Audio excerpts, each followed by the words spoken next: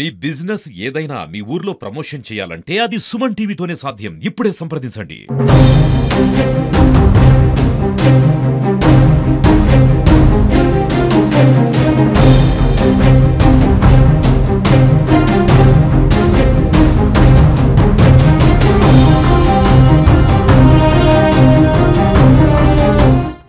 ఈ నెల 27న జరగబోయేటటువంటి బీఆర్ఎస్ రజతోత్సవ సభకు కూడా ఇక్కడ ఏర్పాట్లు అయితే కొనసాగుతున్నాయి. అంటే వరంగల్ బీఆర్ఎస్ నేత రాకేష్ రెడ్డి గారు అయితే మనతో ఉన్నారు. అంటే సభ ఏర్పాట్లు ఎట్లా కొనసాగుతున్నాయని కూడా అడిగి తెలుసుకున్నాం. సార్, అంటే చెప్పండి, సభ ఏర్పాట్లు ఎట్లా కొనసాగుతున్నాయి, అంటే ఈ సభ ఉద్దేశం ఏంటి అసలు? వరంగల్లో కేసీఆర్ గారి సభ అంటే ఏ రకంగా జనం వస్తారో యావత్ ప్రపంచానికి తెలుసు. గతంలో కేసీఆర్ గారు ఓరుగల్లులో సభలు పెట్టి మొత్తం దేశంలోనే ఒక చరిత్ర సృష్టించారు. దేశంలోనే అతిపెద్ద సభలు నిర్వహించినటువంటి చరిత్ర కేసీఆర్ గారికి ఉంది. ఇప్పుడు ఒక ప్రత్యేక నేపథ్యంలో ఈ యొక్క సభ జరగబోతా ఉంది. ఎందుకంటే సంవత్సర కాలంలోనే గతంలో దేశంలో ఏ ప్రభుత్వం మూటగట్టుకోనంత అప్రతిష్ట వీళ్ళు మూటగట్టుకున్నటువంటి కారణంగా ఈరోజు మళ్ళీ సారే రావాలి, మళ్ళీ కారే కావాలి అని అనుకుంటున్నటువంటి నేపథ్యంలో ఈ సభ జరుగుతున్నది. కాబట్టి చరిత్రను తిరగరాసే విధంగా ఈ సభ జరగబోతుంది.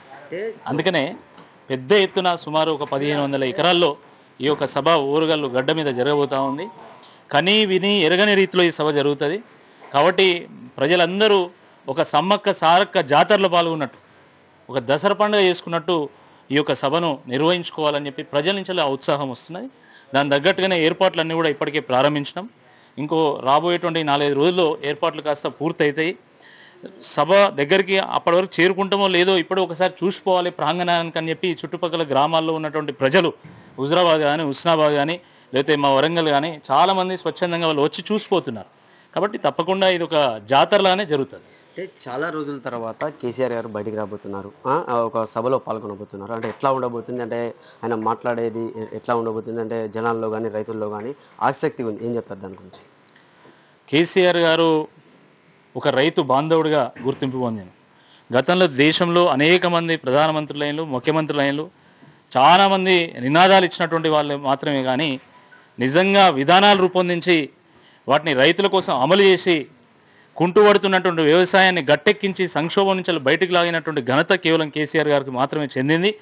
కానీ ఈరోజు కాంగ్రెస్ ప్రభుత్వం వచ్చిన తర్వాత రైతును రాబందుల్లాగా రాజ్యం పీక్కదింటా ఉంటే ఈరోజు రైతులందరూ కన్నీరు పెట్టుకుంటున్నటువంటి నేపథ్యంలో మళ్ళీ కేసీఆర్ గారు రావాలని చెప్పేసి వేచి చూస్తున్నారు. అందుకనే ఈ చుట్టుపక్కల గ్రామాల్లో ఉన్నటువంటి ప్రజలందరూ కూడా స్వచ్ఛందంగా వాళ్ళ భూములు ఇచ్చారు.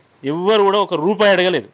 ఇట్లా కేసీఆర్ గారు సభ పెడతామంటే తప్పకుండా సభ ఈయనే పెట్టాలి, మీరు వేరే దగ్గర తరలించకండి అని చెప్పేసి వాళ్ళు ఇక్కడ పెట్టినటువంటి పరిస్థితిని మనం చూస్తున్నాం. రేవంత్ రెడ్డి గారు రాష్ట్ర ముఖ్యమంత్రి పాపం ప్రతిరోజు మైక్ పట్టుకుంటే చాలు కేసీఆర్ గారు బయటికి రావాలి, కేసీఆర్ గారు అసెంబ్లీకి రావాలి అని చెప్పి నెత్తి నోరు మొత్తుకుంటున్నాడు.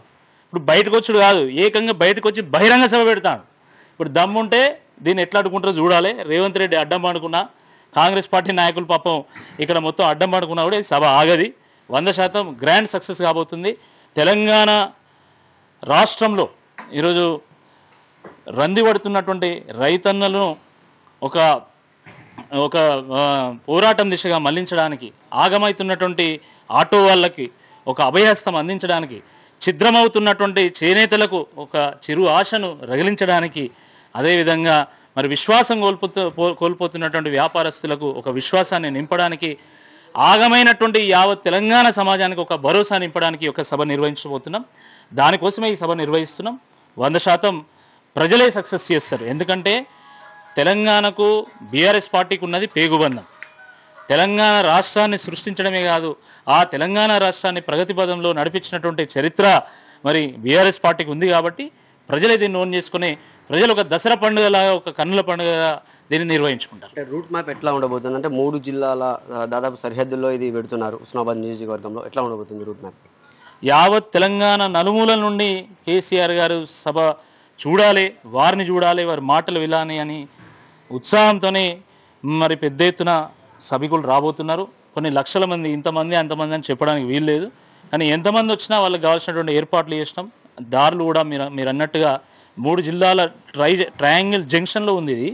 అంటే ఇటు వరంగల్ దారిలో, అంటే మనకు హైదరాబాద్ నుంచి వచ్చేటువంటి హైవేలో అటు వరంగల్, నల్గొండ, హైదరాబాద్, రంగారెడ్డి, మహబూబ్ నగర్ సంబంధించినటువంటి వాళ్ళు, అదేవిధంగా ఇటు ఖమ్మం హైవే నుంచి వెళ్ళి ఖమ్మం సంబంధించినటువంటి వాళ్ళు మొత్తం కూడా మనకు హసన్పర్తి నుండి వస్తారు. తర్వాత చిన్న చిన్న దారులు కూడా ఉన్నాయి మధ్య, అంటే ఇప్పుడు ధర్మసాగర్ నుండి కూడా ఉంది, తర్వాత ఇంకా వేరే దారులు కూడా ఉన్నాయి, ఆనంద్ సాగర్ నుంచి ఇట్లా కొన్ని ఉన్నాయి, అలా కూడా వస్తారు. దాని తర్వాత ఈ సిద్దిపేట రూట్లో మెదక్ జిల్లా, పాత మెదక్ జిల్లా కొంత మల్కాజిగిరి పార్లమెంట్ సంబంధించినటువంటి వాళ్ళు అట్లా కొంతమంది వస్తారు. తర్వాత ఆదిలాబాద్, నిజామాబాద్ వాళ్ళు కూడా కొంతమంది ఈ రూట్లో వచ్చేటువంటి అవకాశం ఉంది. తర్వాత కరీంనగర్ నుండి హన్మకొండకు వచ్చేటువంటి హైవేలో కరీంనగర్ పార్ట్ ఆఫ్ నిజామాబాద్, కొంత ఆదిలాబాద్కు సంబంధించినటువంటి వాళ్ళు కూడా వస్తున్నారు. బట్ ఏ జిల్లా నుండి ఎంతమంది వస్తారనేది ఒక అంచనాకు వచ్చి దాని తగ్గట్టుగానే ట్రాఫిక్ ఎటువంటి ఇబ్బందులు లేకుండా మరి రోడ్స్ అన్ని క్లియర్ చేసేటువంటి ఒక ప్రయత్నము, పార్కింగ్ కావాల్సినటువంటి ఫెసిలిటీ క్రియేట్ చేసేటువంటి ఒక ప్రయత్నం ఇప్పటికే చేసినాము. ఇక్కడైతే దాదాపు కొన్ని లక్షల వాటర్ బాటిల్, కొన్ని లక్షల మజ్జిగ ప్యాకెట్లు, ఎందుకంటే ఈ ఎండాకాలం కాబట్టి వేసవిలో ఎవరు కూడా డీహైడ్రేట్ కాకుండా ఇబ్బంది పడకుండా వాళ్ళకి కావాల్సినటువంటి నీటి ఫెసిలిటీ, మజ్జిగ ఇవన్నీ కూడా ఏర్పాటు చేస్తున్నాం. ఎవరన్నా చిన్న డీహైడ్రేట్ అయినా అస్వస్థతకు గురైతే వాళ్ళకి కావాల్సినటువంటి ఫస్ట్ ఎయిడ్కి సంబంధించినటువంటి క్యాంప్స్, మెడికల్ క్యాంప్స్ కూడా ఇప్పుడు ఏర్పాటు చేస్తున్నాం. కాబట్టి కనీవిని ఎరగని రీతిలో మొన్న ఉత్తరాదిన కుంభమేళా చూసినాం, దక్షిణాదిలో చూస్తాం మన కుంభమేళా. ఒకటి ఏంటంటే పోలీసులు కూడా అంటే ఒక యాక్ట్ ద్వారా వరంగల్ పోలీస్ యాక్టివిటీ దాని మీద ఆపే ప్రయత్నం చేశారని ఆరోపణ కూడా చేశారు. దాని గురించి ఏం చెప్తారు? ఇప్పుడు ఇది అమాయకులు, అజ్ఞానంతో ఉన్నటువంటి వాళ్ళు, తెలివి లేనటువంటి వాళ్ళు మాత్రమే చేస్తారు.